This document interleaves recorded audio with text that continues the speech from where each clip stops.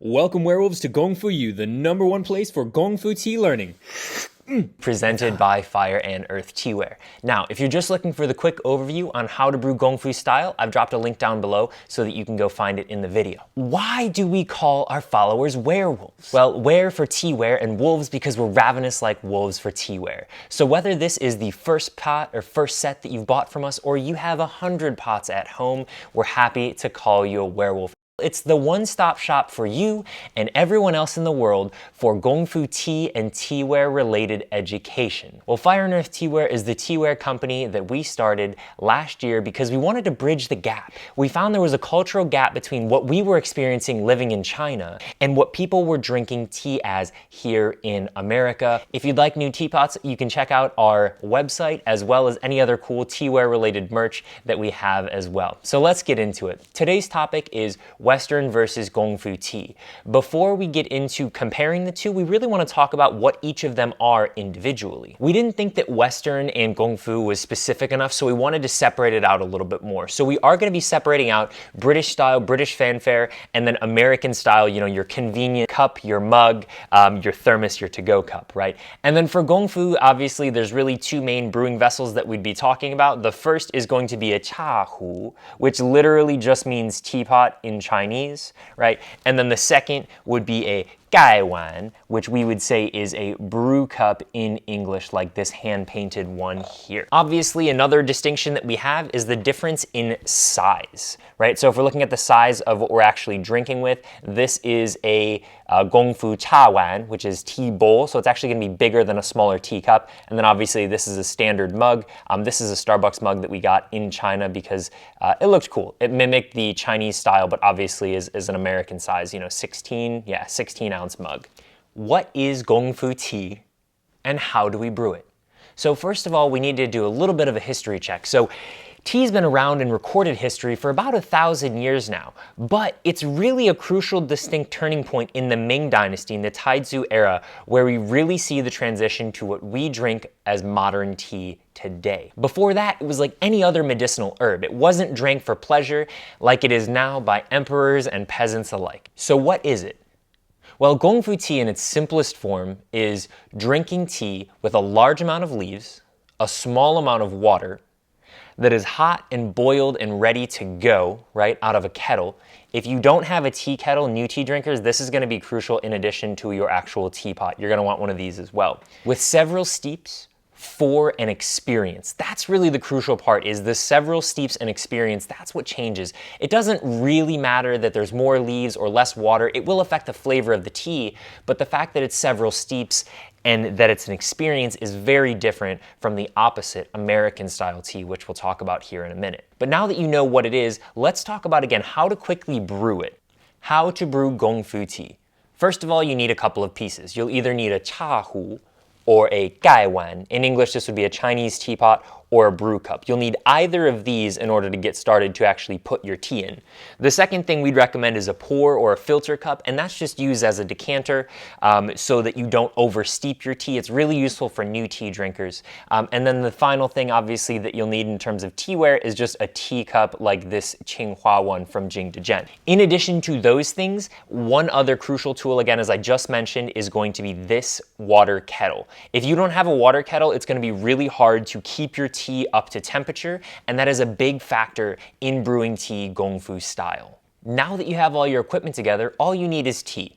Now, typically you're going to do 5 grams per 100 milliliters for your tea. Most of our pots that we sell in Fire and Earth Teaware are between 1 and 200 milliliters, so you're pretty much just going to need 5 to 10 grams of tea respectively. If you don't have a scale and don't know exactly what that is, typically, unless it's a very, very loose tea like a shomei, which is a white tea, a healthy pinch should be enough for about 3 to 5 grams, so maybe 2 to 3 pinches worth would be enough for a given session. Again, if you're doing it by yourself or with with a smaller pot, you can use less leaves, and if you're brewing with friends, then you can use more.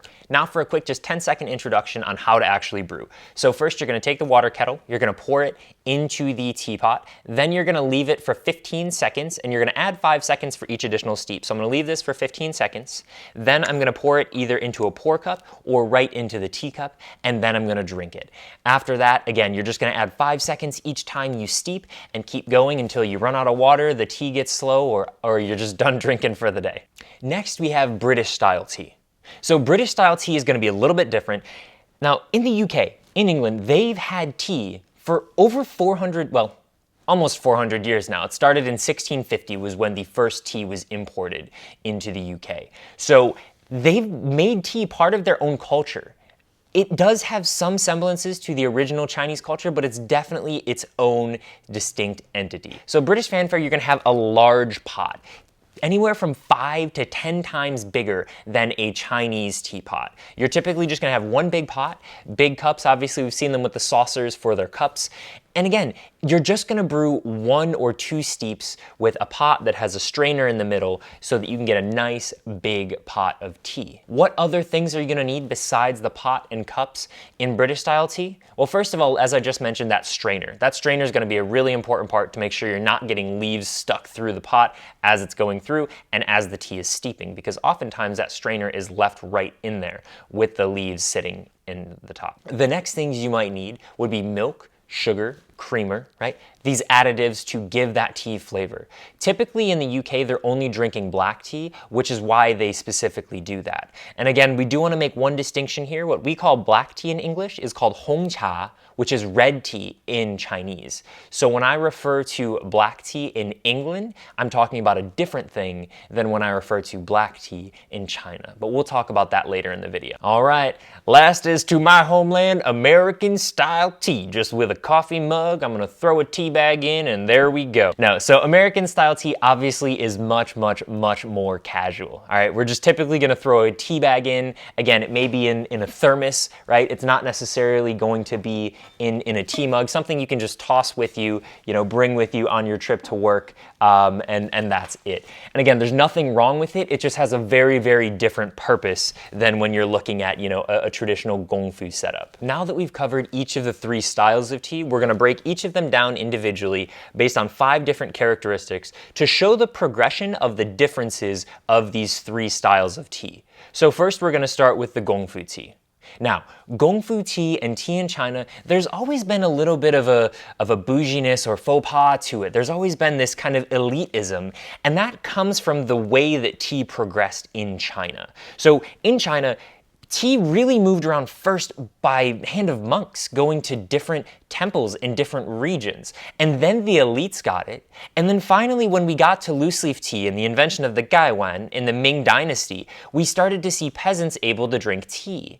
And so because of this, we started to see nobles distinguishing themselves based on the type of water that they drank and used with it. And so it had this kind of elitist in-group, out-group feel to it, which we still see in tea today in Gongfu tea. And here at Fire and Earth Teaware, we really want to break that down because we think it is important to know about the tea you're drinking, but the most important thing is that you like your teaware, you like your tea, and you're having a good experience. So let's get into the first part, the first point with Gongfu tea, and that is the goal. The goal of Gongfu tea is having an experience.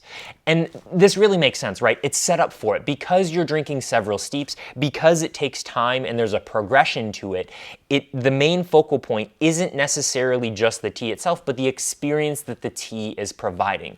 Also, because all teas in China are going to have caffeine in them because they come from the Camellia sinensis plant, you get a little bit of a tea buzz over time as well. And so you actually have this kind of transcending feeling and progression as you're going through your steeps of tea. The teas open up. Anything that was pressed or caked starts to open up. The flavor opens up, right? We wash it the first time through, rinse the tea, and then dispose of it because that first time it's not open yet.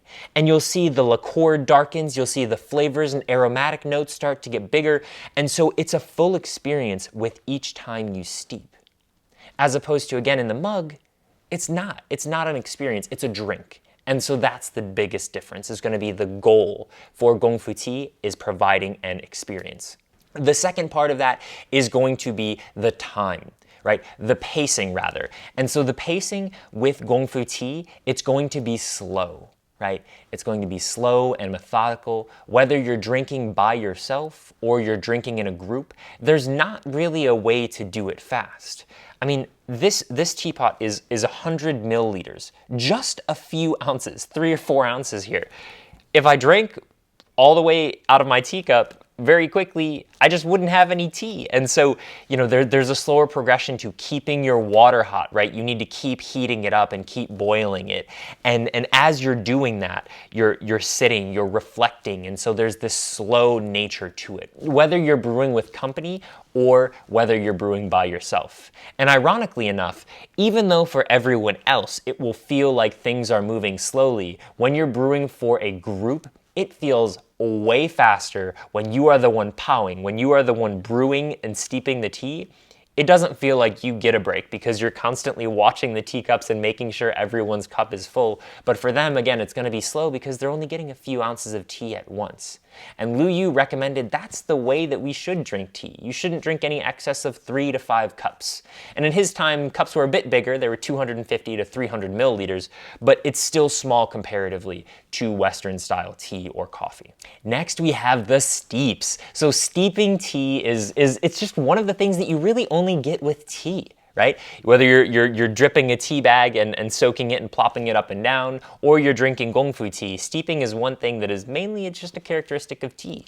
Now, in Chinese Gongfu style tea, it really depends on the type of tea that you're drinking, how many steeps you're going to get, but the range is still much, much higher than what you would get with British or American style tea. So a weaker tea or a tea that you're going to get less steeps with, maybe you only get 3, 4, 5 steeps. Now, when you're talking about a roasted oolong or a sheng or shou pu'er, you may get 20 individual steeps out of that same tea. And so you just keep going and going and going and going. I have some teas that I'll drink one day and I'll continue drinking it the next day because I couldn't get enough steeps in the day. That's how many steeps you get out of some teas, Gongfu style. The next thing we have is the skill involved in doing or practicing, making the tea. So Gongfu tea, there's a pretty high threshold, there's a pretty high bar when you're brewing and steeping. So one thing when people get their first gaiwan, a lot of times they'll burn their hand, and the reason for that is they fill the water too high. And because the heat dissipates and it has thin walls just because of its craftsmanship, it will burn you if you fill it up too high. So you need to fill it basically to just before it starts to come out, right? Just before it starts to open up. And there are just little things like that in Gongfu tea that take time. Even just angling the lid on a gaiwan and getting used to using your brew cup and how you're going to hold it and what you're going to do with it, and pouring tea quickly and making sure you're timing your steeps. And each tea has different steep times that you want to pay attention to and different temperatures that you want to brew the water at and what water you're using, right? So there's a very high skill threshold in doing tea Gongfu style. Now, we don't want it to feel intimidating. We don't want it to feel like it's an elitist hobby. And so we provide a lot of resources on how to brew Gongfu and quick tips and things like that to help you out. But there is a high skill. It isn't something that you just learn in one day and can do perfectly. The last thing that we have for Gongfu tea is the types of tea that you can drink while drinking. In China, there are 6 different types of tea. So you have white tea, green tea, yellow tea, oolong, red tea, black tea. Now, again, as I said earlier in the video, what we call black tea in English is actually hong cha, which is red tea in Chinese. So black tea is a fermented type of tea. The most popular or common, well-known is going to be pu'er cha, right? So pu'er tea from Pu'er in Yunnan province in China. But again, it's just defining a black tea that is fermented. That's the main thing. If it's not fermented, it's not a black tea by Chinese standards. Next, we have to go through the characteristics in British tea. So what is the goal of British tea? Well, it's going to be the same as Gongfu tea, right? It's an experience. You sit down with this large pot, and you can't go through it terribly quickly, so you're still having an experience with you or several people. So that's going to be the exact same as Gongfu tea. Now, for the speed, it's going to be slow to medium, Because again, you can do it slowly, but you also can do it more quickly. You could just dump the pot, dump the kettle, and drink it all very quickly. Again, it's still gonna be slower than a, throw it in your mug, quick American style, but it is going to be faster, or it can be faster than Gongfu style. Because again, I've sat down and had 4 to 5 hour Gongfu sessions, and it's just very natural, it's very normal, it just keeps flowing. I don't get that as much when I'm doing tea British style. The steeps that you're going to get, you're probably going to get 1 or 2. Again, you're putting a large amount of leaves, but there's a lot of water that's going to be in that pot because it's so much bigger as well. So again, you're typically only going to get 1, maybe 2 steeps out of the same leaves. The skill that's required, well, it's pretty low, right? So first of all, one thing that I think helps to kind of distinguish and show and just explain why there is a skill level involved in Gongfu tea is, first of all, it's a pure form of leaf, right? So you're not adding anything to it. There's no additives in Gongfu tea. It's just pure tea. And so when you don't add milk, when you don't add sugar, there really aren't these other things to change or cover up, an oversteep, a bad pour, things like that. And again, because the potency is so much lower with that British style tea, it's going to be lower. You're just going to leave the tea in the pot, and then after a few minutes, you're going to take it out. Maybe one time you have to figure out exactly how many leaves you need, but then you kind of know forever for whatever tea you're doing. And that's not going to be the same with Gongfu. And then finally, there's the type of tea. So what type of tea is most often drank in the UK, right? In England, it's going to be black tea, right? Which again is Hong Cha, which is red tea in Chinese. So again, red tea in Chinese, black tea in English.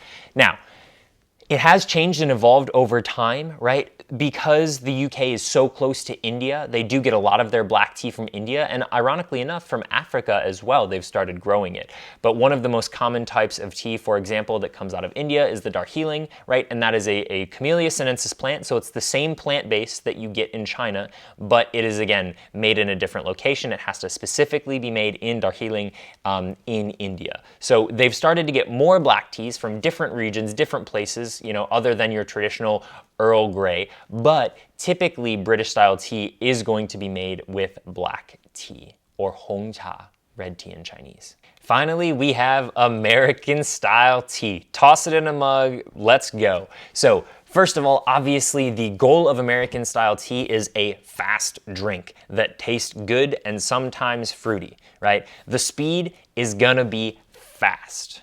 The steeps, you're gonna get 1 to 2 steeps out of it. That's it. Any more, and it's gonna be too potent on the first one, and that tea's not gonna hold up in American style. The skill level, it's gonna be low, right? You just toss a tea bag in and you go. It's really simple, it's really quick, and there's not really any skill needed in doing it. And then finally, the type of tea, well, typically we're gonna see black tea or green tea, right? Which those two are actual tea types. And then the third is gonna be herbal teas. Herbal teas often make some of the best teas for brewing American style, and that's because they're so much more mild. So a few examples of herbal teas would be chamomile, mint, right? Hibiscus, rooibos, right? None of those are teas. And the reason is it does not come from a varietal of the Camellia sinensis plant, which also means that all teas have caffeine in them. So if anybody says, oh, does this tea have caffeine? If it's from the Camellia sinensis plant, it has caffeine. And if it doesn't, it's not technically a tea, it's an herbal tea or a tisane, which again, is great and honestly better in most cases for American style tea. There's a lot of teas that I try to see what I can get the ratio to see if I can make it taste good American style for a tea that I drink Gongfu style.